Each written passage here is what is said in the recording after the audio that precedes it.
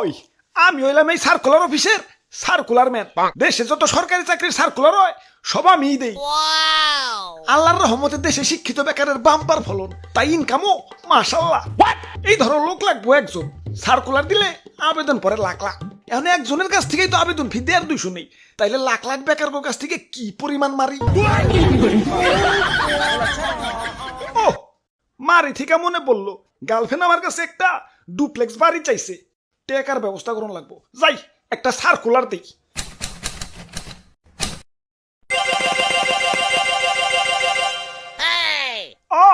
টেকাই টেকা না, এত অল্পতে খুশি হইলেব না, কাস্টমার আরো বাড়াই তৈব।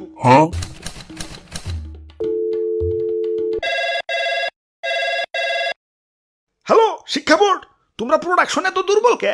শিক্ষার হার বাড়াও, পোলাবান গরো বেশি বেশি নাম্বার দিয়ে পাশ করিয়া বাজারে ছেড়ে দাও। পোলাবান পাশ না করলে চাকরিতে আবেদন করবো, আর আবেদন না করলে কি আমাকে ইনকাম হইব? গতবার 23% ফেল দিছো, এই 23% ফেল মানে কি জানো? 23% কাস্টমার হারানো। বাড়াও, পাশের হার বাড়াও। ইয়ে স্যার, সবাই রে পাশ দিলে তো পোলাপান শুধু নামে শিক্ষিত হইব, কাজে তো শিক্ষিত হইব না। কাজে তো শিক্ষিত বানান যাব না, নামে শিক্ষিত বানাই তৈব। কাজে শিক্ষিত হইলে তো ওরা ব্যবসা বাণিজ্য করে বড় বড় মিল ফ্যাক্টরি খাড়া করে ফেলাইবো। পরে ওরা নিজেরা তো জব অ্যাপ্লাই করবোই না, অন্যদের অ্যাপ্লাই করতে দিব না, নিজেরাই চাকরিতে নিয়ে নিব। তুমি দেখতাছি মি আমার ব্যবসা বন্ধ করবার খারাইছো। তোমার শিক্ষা বোর্ডে ভয়ছে কারা? পোলাপান গো এমন ভাবে শিক্ষিত বানাই তৈব যাতে ওরা সরকারি চাকরির আবেদনের যোগ্যতা ছাড়া আর কোনো কিছুর যোগ্যতা না থাকে। আমাদের এমন এমন গোল্ডেন কাস্টমার দরকার যারা কিনা 30-32 বছর বয়স পর্যন্ত নিরলস ভাবে জব অ্যাপ্লাই করে আমাদের উন্নয়ন ঘটাবে। স্যার, এমন গোল্ডেন কাস্টমার পাওয়া কি এত সম্ভব? সম্ভব, শুধু সরকারি চাকরির ব্র্যান্ড ভ্যালু বাড়াই তৈব।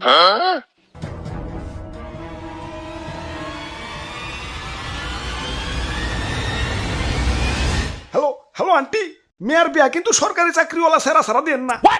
আর প্রতিবেশীকে কয়ে দেন সরকারি চাকরি ইজ গ্রেটার দেন কোটি টাকার ব্যবসা।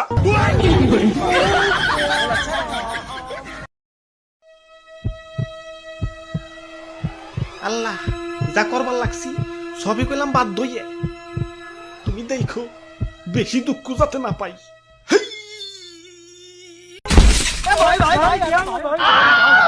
ওরে বাপুরে, ইয়া মাজাটা মোর তেনাতে নইয়া গেলে। ধর্মিয়া দেখ খেলা দিতে পারেন না, নিজে তো মরবেনি, লগে কি আমাকে নিয়ে মরবেন নাকি? ধুর, কিছুই তৈল না, আবার সেই সিঁড়ি বেয়ে বেয়ে ছাদে উঠন লাগবে।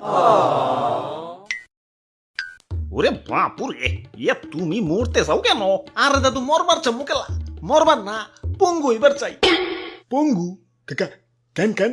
আর দুঃখের কথা কি কমু, 2000 সালে বিয়ে পাশ করছি। এখন পাস যখন করছি চাকরি করা তো বাধ্যতামূলক, নইলে পাড়া প্রতিবেশী আর আত্মীয় স্বজন তো আছেই সিসি করার লাগে। তাই তখন একটা শুরু করে এখন পর্যন্ত সরকারি চাকরিতে যতগুলা সার্কুলার দিছে সবগুলাতেই অ্যাপ্লাই করছি। এখন অ্যাপ্লাইয়ের যে খরচ বুঝোই তো, অ্যাপ্লাই প্রতি 150-200 টাকা। এখন অ্যাপ্লাইয়ের খরচ না হয় বাদ দিলাম, মাগার এই চাকরির পরীক্ষা গিলা যে হয় সিট পরে কোনে জানো? বাড়ি থেকে 1-150 কিলো দূরে। এই 150 কিলো যাইতে ভাড়া লাগে না, আর সারাদিনের খাওয়ানোর খরচটা আছে। বাপের হোটেলটা দেউলিয়া বানিয়ে হালাইছি জব অ্যাপ্লাই করতে করতে। যোগ্যা চাকরি যখন দরকার অ্যাপ্লাই তো চালিয়ে যাওনি লাগবো। এখন অ্যাপ্লাই যে করবো পকেটে তো টেয়া নাই, আর বাপেরও তো আগেই দেউলিয়া বানাইছি। আর হাওলাত যে করবো এই বেকারে হাওলাত দেবো কেঠায়, তাই ভাবছি ভিক্ষা করবো। মাগার আমার এই সুস্থ সবল শরীর দেখে কেউ আর ভিক্ষা দিবার চায় না, তাই এই ছাদ থেকে লাভ দিলাম। পঙ্গু পঙ্গু হইলে তার কেউ ভিক্ষা দিবার মানা করবার পারবে না। চাকরির আবেদন তো চালিয়ে যাওয়ান লাগবো।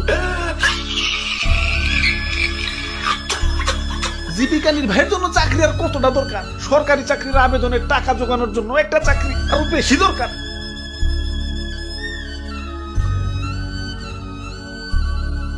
ওরে বাপুরে, এসব বাদ দেও।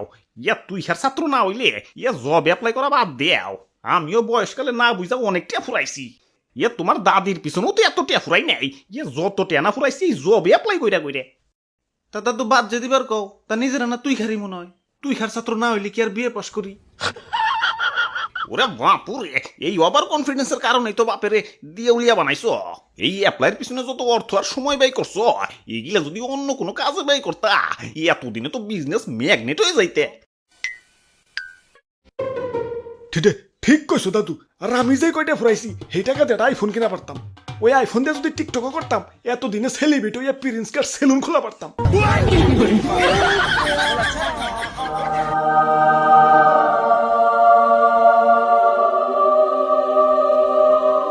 ওইছে আর কইতে হইব না, আমার চোখ খুলে গেছে, আর আবেদন করুন যাব না। তাইলে চলো সার্কুলার অফিসে, আজ পর্যন্ত যত আবেদন করছি সব টাকা ফেরত নিয়ে আহি। ঠিক কইছো দাদু, পরে তিনজনে মিলে এটা ব্যবসাদার করান যাইব। ওই সার্কুলার দিয়া তো ইনকাম ভালোই করতাছি, কিন্তু এতটা রাহুম কনে? ব্যাংকে রাহুম না, ব্যাংকে মনে হয় জায়গা হইব না। ওরে বাপুরে, আমগো টাকা আমগো ফেরত দেও। কিসের টাকা? এতদিন যে চাকরিতে আবেদন করছি ওই টাকা। আবেদন করছো ভালো কথা, যাও পরীক্ষা দাও গা। বাবা পরীক্ষা তো দিছি। তাইলে তো আরো ভালো কথা, যাও রেজাল্টের জন্য অপেক্ষা করো গা। রেজাল্টও দিছে কিন্তু চাকরি পাই নাই, তাইলে আর কি টাকা মায়ের। মায়ের মানে আমগো টাকার হিসাব চাই। ওই তোমাকে পরীক্ষা নিতে খরচ হয় না, নিজের টাকাতে তোমাকে পরীক্ষা নিবো নাকি? যাও যাও বাড়ি যাও। আব্বে হালায় 5 টাকার প্রশ্ন আর 10 টাকার খাতা দিয়ে লাখ লাখ বেকার গোকাস থেকে কোটি কোটি টাকা হাতে নিতেছ, আবার তো পরীক্ষা নিতে খরচ হয় না। আবার সিস্টেম করছো টেলিঠক ছাড়া আবেদন ফিদাও যাবো না। ভালোই ব্যবসা খুলে বসছো, সার্কুলার দিয়েও টাকা কামাও, আবার সিম বেচাও টাকা কামাও। আস্তে কও আস্তে কও, ব্যবসার গোমর কি ফাঁস করে দিবা নাকি? চাকরির আবেদন ফ্রি করো, নইলে আমাকে মতো যারা রেগুলার কাস্টমার, মানে যারা বারবার আবেদন করে তাদেরও তো একটু ডিসকাউন্ট দাও। বাপ মায়ের লাখ লাখ টাকা খরচ করে পড়ালেখা করেছে, ভাবছে পোলা বড় হয়ে চাকরি বাকরি করে বাপ মায়ের মুখ উজ্জ্বল করবো। এখন চাকরি তো পরের সাবজেক্ট, টাকার জ্বালায় তো আবেদনই করবার পারতাছি না। এখন বাপ মায়ের মুখকে আমি ফেরেন লাভলিতে উজ্জ্বল করবো। লাখ লাখ মানুষের শিক্ষিত মানে সার্টিফিকেট ধরে দিচ্ছ, মাগার চাকরিতে তো নিবা মাত্র হাতে গোনা কয়েকজন। এখন বাকিরা কি ঘুরার ঘাস কাটবো? এখন দেশে কোম্পানি চাকরি আছে বুঝলাম, মাগার কোম্পানি চাকরিতে তো আবার অভিজ্ঞতা লাগে। এখন ওই অভিজ্ঞতা কি তোমাকে স্কুল কলেজে শিখায়?